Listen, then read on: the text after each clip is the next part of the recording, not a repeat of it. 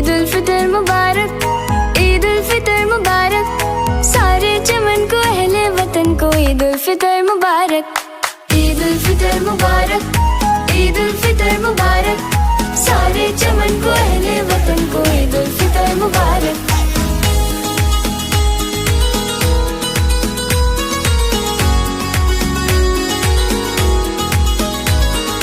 खुशियों का दिन है आया, मुस्कान साथ लाया, इस दिन की रौनकों से हर चेहरा झिलमिलाया।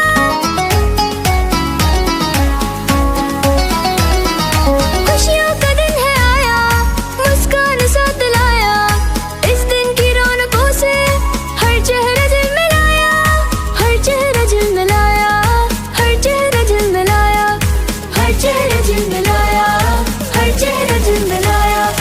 हो सबको ये खुशी का हर एक पहर मुबारक, सारे चमन को अहले वतन को ईद उल फितर मुबारक, ईद उल फितर मुबारक, ईद उल फितर मुबारक, सारे चमन को अहले वतन को ईद उल फितर मुबारक।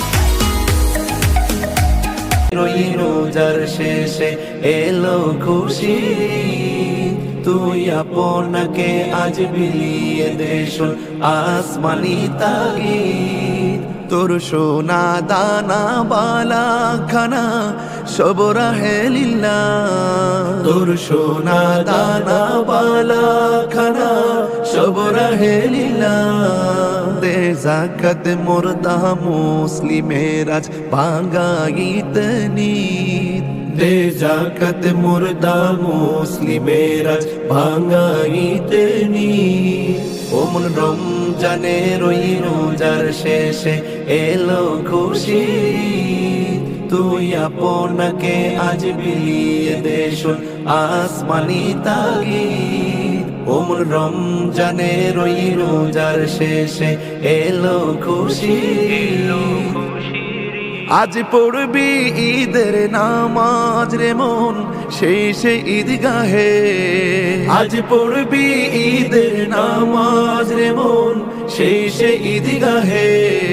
যে ময়দানে সব গাজী মুসলিম হয়েছে শহীদ, যে ময়দানে সব গাজী মুসলিম হয়েছে শহীদ।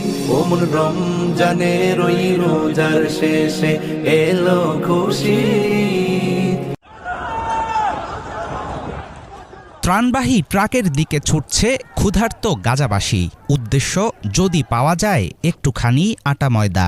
মানুষের পাতে খাবার নেই, নেই থাকার ঘর। ক্ষুধার জ্বালায় ঘোড়া গাধার খাবার আর ঘাস লতাপাতা খাচ্ছেন স্থানীয়রা।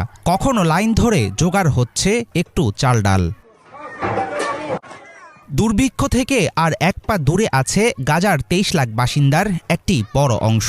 জাতিসংঘ সহ সাহায্য সংস্থাগুলো জানিয়েছে, শিগগিরই কোনো পদক্ষেপ না নিলে অনিবার্য দুর্ভিক্ষের কবলে পড়বে অবরুদ্ধ এই অঞ্চল। বিশেষ করে শিশুরা পড়েছে জটিল অবস্থায়। মানবেতর এই পরিস্থিতির মধ্যে গাজার উত্তরাঞ্চলের জন্য বিশ্ব খাদ্য কর্মসূচির ত্রাণবাহী গাড়ি আটকে দিয়েছে ইসরায়েলের প্রতিরক্ষা বাহিনী। 2 সপ্তাহের মধ্যে গত মঙ্গলবার ক্ষুধায় জর্জরিত অঞ্চলটিতে খাদ্য সরবরাহের চেষ্টা চালায় WFP। জাতিসংঘের ত্রাণ সংস্থাটির তথ্য বলছে, সীমান্তবর্তী ওয়াদি গাজা চেকপয়েন্টে আটকে দেয়া হয় খাদ্য সরবরাহের 14টি লরি। 3 ঘণ্টা ধরে অপেক্ষা করার পর ত্রাণবাহী গাড়িবহরকে ফেরত পাঠায় ইসরায়েলের প্রতিরক্ষা বাহিনী। যখন একটি পরিবার ঘরবাড়ি থেকে উচ্ছেদ হয়, তখন তারা আরো মরিয়া হয়ে ওঠে, নিজেদের সহ্য ক্ষমতা কমে যায়।